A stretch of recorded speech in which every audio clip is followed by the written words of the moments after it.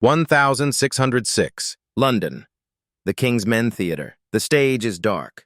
A woman washes her hands. But her hands don't get clean. Because the blood isn't real.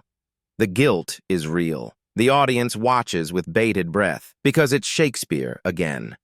He shows humanity's darkest corners on stage. Today, I will tell you about 3 tragedies. Hamlet, Macbeth, Othello. 3 men. 3 downfalls. 3 different hells. One pretends to be mad but truly goes mad. One kills for the throne but cannot be happy on it. One kills his love and then himself. Which is more painful? Let's find out. Tragedy 1. Hamlet, The Limits of Madness. Hamlet, 1600. Shakespeare's most famous tragedy. The story starts simply enough. Prince Hamlet's father is dead. His uncle has taken the throne. He immediately takes his mother. Hamlet is furious. Then his father's ghost appears. "My son, I was murdered. Take revenge." And Hamlet decides he will plead insanity. That way he can catch his uncle. But this is where Shakespeare's genius begins. While pretending to be mad, Hamlet actually goes mad.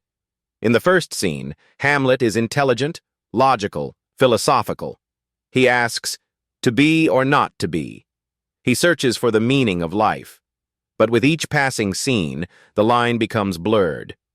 Hamlet treats Ophelia, the woman he loves, cruelly. He tells her, "Go to a convent, and there you will remain pure." Ophelia's heart is broken. She goes mad. She enters the water. She drowns. Hamlet stabs the curtain-maker Polonius in his mother's room. Why? He thinks he is his uncle, but he is not. He is Ophelia's father, and the most painful thing, Hamlet cannot act.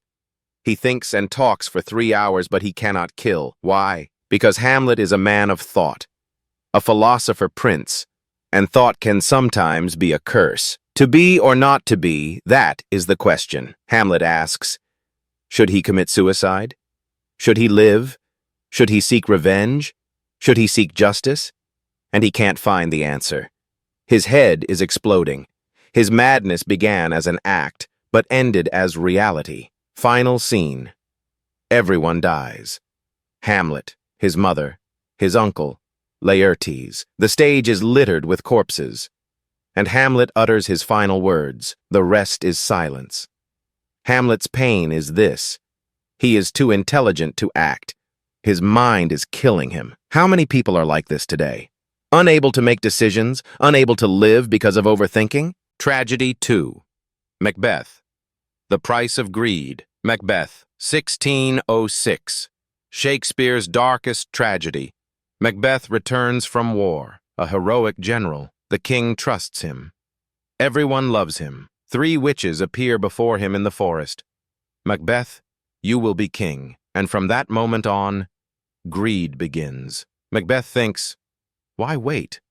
Why can't I take it? His wife, Lady Macbeth, pushes him further. Are you not a man? Take that crown. Kill the king. And Macbeth does it. At night, while King Duncan sleeps, he takes the dagger, enters his room, and stabs him. But after the killing, Macbeth collapses. He looks at his hands. There is blood. He washes them. The blood won't come off. It's actually gone. But Macbeth sees blood. All the oceans cannot wash this blood away, he says. And here Shakespeare gives us a lesson in psychology. Guilt is not guilt. Guilt is paranoia. Macbeth becomes king, but he is not happy. Because now he is afraid. Does everyone know? Is everyone trying to kill him? He starts killing. He kills his friend.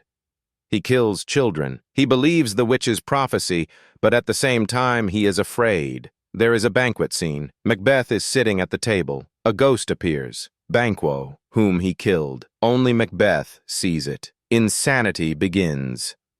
Lady Macbeth is even worse. She walks in her sleep at night. She washes her hands constantly. Get out of here, you damned stain. Get out! But there is no stain. There is no blood. Only guilt. And Lady Macbeth commits suicide. Macbeth dies in the final battle. His head is cut off on the battlefield. And Macbeth's last words, life is a walking shadow. A poor player, strutting and fretting his hour upon the stage, and then is heard no more. Macbeth's pain is this. He got what he wanted, but couldn't be happy. Because he got it the wrong way.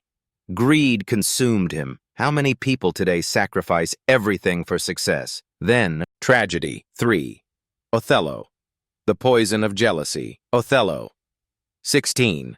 03. Shakespeare's most merciless tragedy. Othello is a black general. The Venetian army loves him. He is strong, brave, honorable, and he marries Desdemona, a white, young, beautiful woman. She loves Othello madly. Everyone is happy, except one person, Iago. Iago is Othello's assistant, but he doesn't get promoted. Cassio does. Iago is furious, and he plans his revenge. But Iago's revenge is not physical. It is psychological. Iago starts to poison Othello's ear. Sir, Desdemona, she seems very close to Cassio. Maybe, no. Better not say anything. Women sometimes, you know how it is, and doubt begins to form in Othello's mind. At first he says, no, Desdemona is faithful, but Iago adds a little more every day. A handkerchief goes missing. Desdemona's handkerchief. Iago puts it in Cassio's room. Othello finds it. And the explosion happens. The handkerchief is with Cassio, so she is cheating on me. Here, Shakespeare shows us the anatomy of jealousy. Othello is no longer listening. Desdemona begs, my love, I am faithful. But Othello does not see. Jealousy is blind. Final scene, bedroom. Night. Desdemona is asleep. Othello enters. He takes the pillow. He places it over Desdemona and smothers her. Desdemona dies. Her last words, I killed myself. Othello is innocent. Then the truth comes out. Iago's plan is revealed. Othello understands. I killed my innocent wife. And Othello takes the dagger. He stabs himself. He lies down beside Desdemona, and he dies. His last words, I loved her dearly, but I lacked wisdom. Othello's pain is this. He killed the one he loved. Why? Because he didn't believe, because he doubted, because he believed someone else's words. How many relationships end today because of mistrust? How many loves die because of doubt? Now the question. Which is more painful? Hamlet, the man who cannot act because he thinks too much. The woman he loves dies. His family is destroyed. In the end, everyone dies, but nothing changes. Pain, mental torture. Macbeth, the man who gets what he wants but cannot be happy. He took the crown but lived in paranoia. His wife went mad and died. Pain, the void of success. Othello, the man who kills the one he loves. The man who learns the truth too late. The man who is forced to kill himself. Pain. An irreversible mistake. I think Othello is the most painful. Why? Because Hamlet at least thinks. Macbeth at least gets what he wants. But Othello? Othello has a perfect life. He has love. He has a career. He has happiness. And because of a single lie, he loses everything. And he can't get it back. Desdemona is dead. Love is over. Life is over. Shakespeare teaches us 3 lessons. 1. From Hamlet. Overthinking is also a curse. Sometimes you just have to act. 2. From Macbeth. Success achieved by the wrong means does not bring happiness. 3. From Othello. There is no love without trust. Suspicion kills everything. Shakespeare wrote these tragedies 400 years ago, but they are still relevant today because human psychology hasn't changed. We still can't move beyond thinking. We still chase ambition.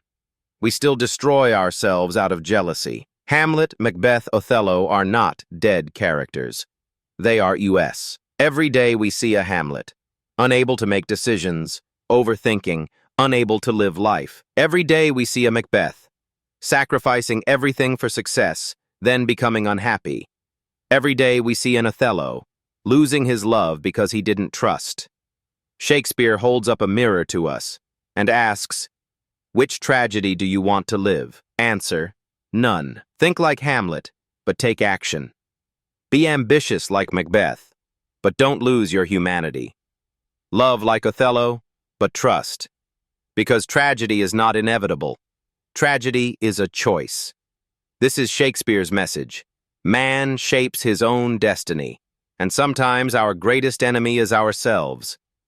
If you liked this video, give it a like. Which tragedy do you think is the most painful? Hamlet, Macbeth, or Othello? Write your thoughts in the comments and subscribe. Because classic literature isn't just old plays. Classic literature is a guide to life. See you in the next video. Read, think, but don't love tragedy.